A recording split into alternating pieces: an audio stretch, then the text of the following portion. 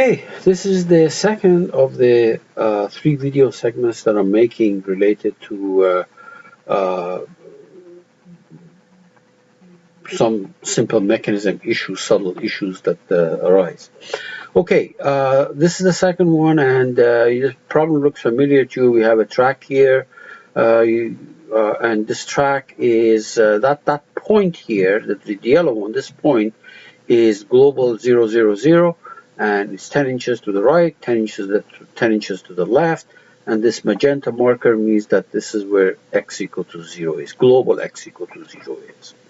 So what I like to do is to place this on top of that track, make a prismatic joint, and then also place this propeller on top of that, making a revolute joint.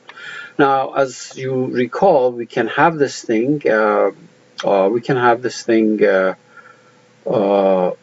we can make the constraints in the assembly design and then use the magic wand to convert them to automatically revolute joints, revolute and prismatic joint or joints, or we can do this directly in the digital markup. So let me do that in the assembly design. So I'm going to go here, assembly design. First, make sure that this line is lined up with a 0. Right now, it is not. This block is to the right of that line. So what I'm going to do is create a constraint in this guy and that guy, and update, and immediately either deactivate or delete this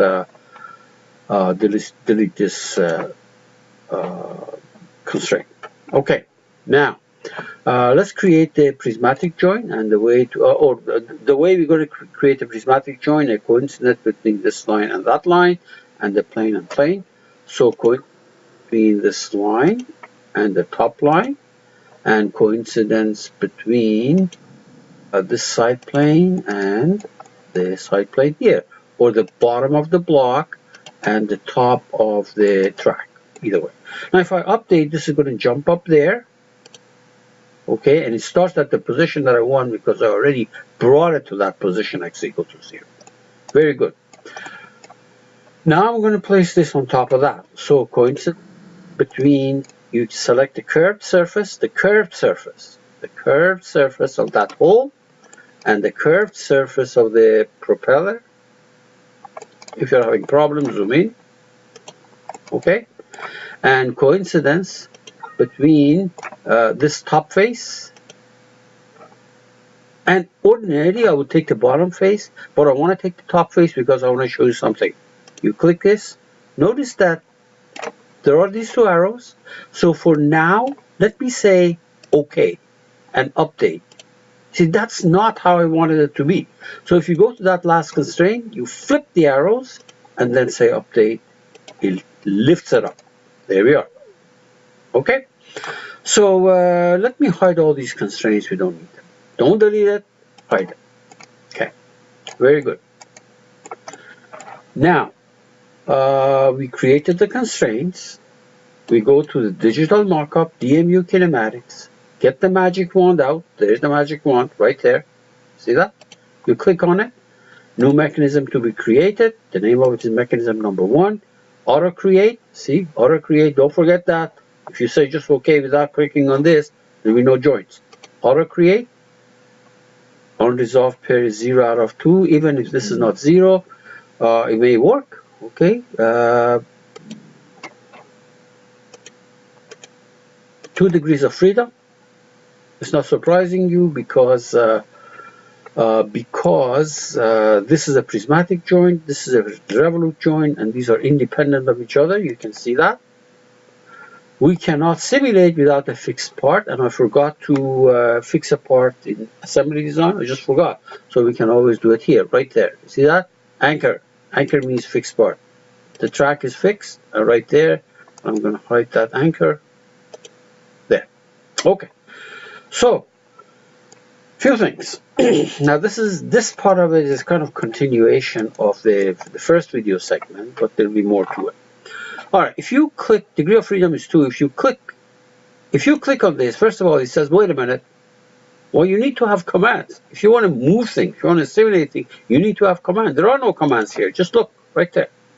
So if I double click on revolute, make that angle driven, and let's make it from 0 to 360. Okay? Notice that the 2 went down to 1, and there is a command here. Double click on the prismatic joint. This is length driven. Default is 100 inches to minus 100 to 100.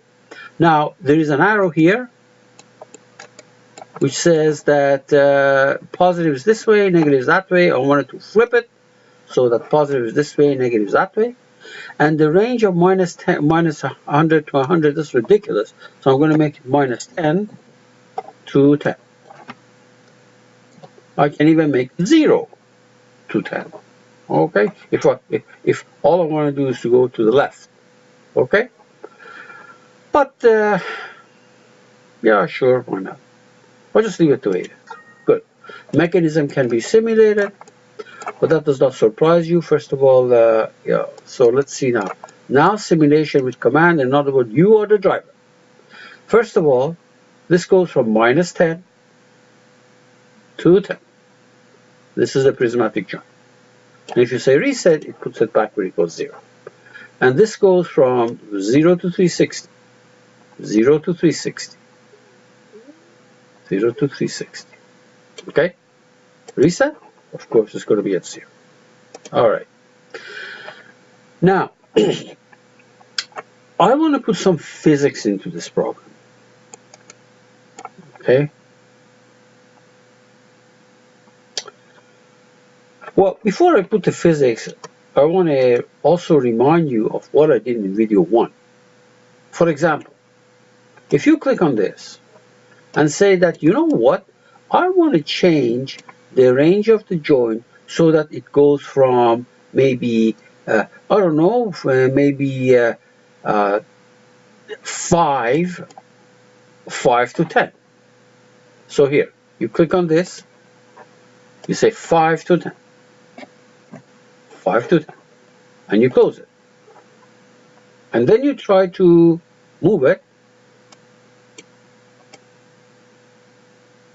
It didn't go from 5 to 10. It still went from 0 to 10. Reset. See, I put a 5 here, but itself it converted to 0. So let's put, for example, one more time. Let's try from 3 to 10. Click on it. Still, it goes from 0 to 10. It ignores that request. Reset. On the other hand, oops, not this one. On the other hand, if I say change the range from, for example, a minus 20 to minus 20, let's see what happens, to 20, no problem. Because the thing is already in that range. It will accept me changing that. But if I go here, let's try. Once again, say going from, for example, minus 20, let's say minus 20. Okay, that okay, minus 40 to minus 20, it will not do it because it's going to say, wait a minute, I'm not even in that range. So, did it do it? Minus 40 to, see, it didn't go from minus 40 to 20. It went all the way to 0 where it was located to begin with. Reset. Reset. Okay, so let's change it back to meaningful things that we wanted. So I'm going to double click on the prismatic joint, make it from minus 10 to 10. Let's see what response you'll have. No problem, minus 10 to 10, this is minus 10, this is 10. Now, suppose we want to put some physics into it. And the physics that we want to put into it is this thing. This block travels at 1 inch per second. Sorry, where is that? F of x. So click on the mechanism, There's going to be two commands here. One is the length, the other one is the angle. So this is for the prismatic joint. Add a formula, 1 inch over 1 second times time. Where's the time? Oh, it must be down here. Okay, and this is the angle. So add the formula.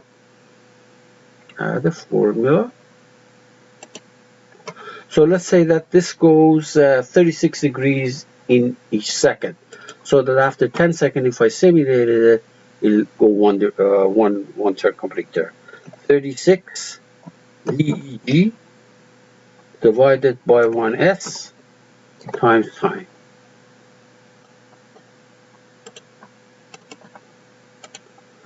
Okay, so we have some physics into the problem.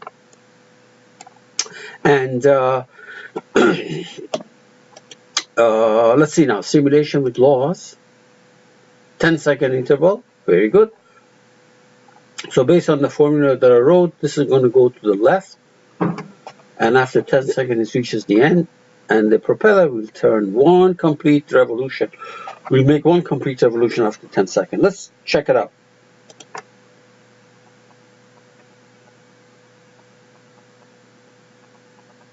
Just like what we thought. Rewind. Close. Okay. Now notice that here we wrote formulas. Where is that? Laws right there. Formula. Two formulas. Now I want to do this thing a different way. I want to do it based on writing a few lines of code. And the reason I want to show you that is that if that law that you're going to put in there, if these are more complicated, involve if statement, if else then, etc., then you cannot write it with single expression like this. So let's do this. Let's recall how we did. We had to go to knowledge where, knowledge advisor.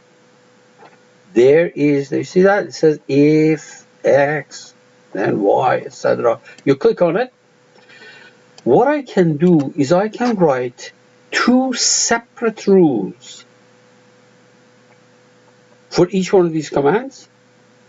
Or, in this particular case, it's easier if I wrote both commands in a single rule. So let's try all of them. So here, option 1, rule 1. All right, good. So if I click on the mechanism, only stuff related to the mechanism show up. And if I select this angle, notice that this guy lights up.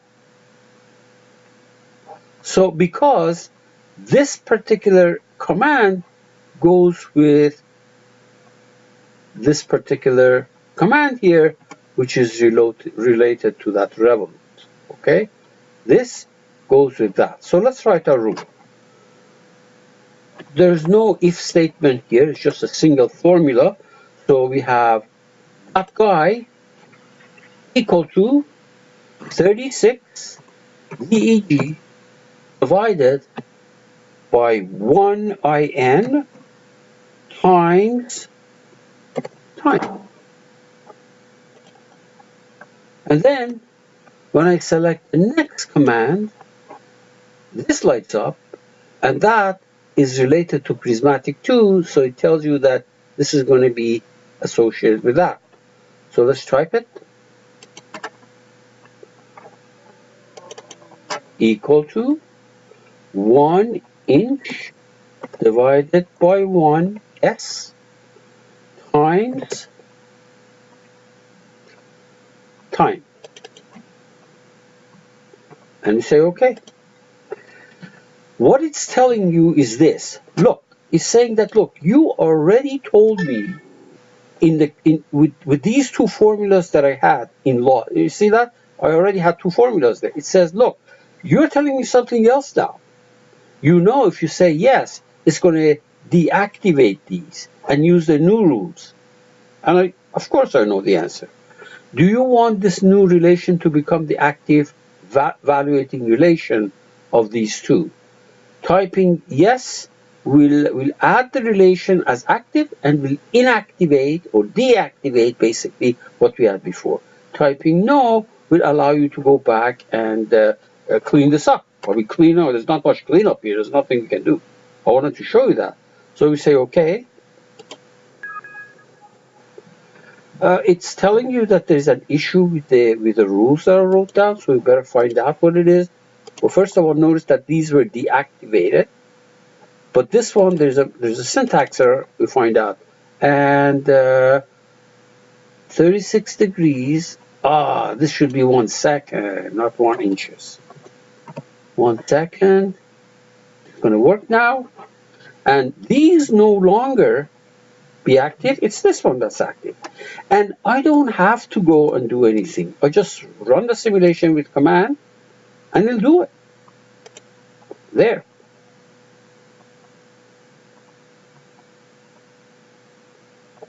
Rewind. Okay. Everything that I said in the previous video clip also applies to this. What I mean by that, if you go, for example, to these commands and reset it to 0, it will take that new position, if any, as the 0. For example, let me close this. Let me cancel that. And I'm going to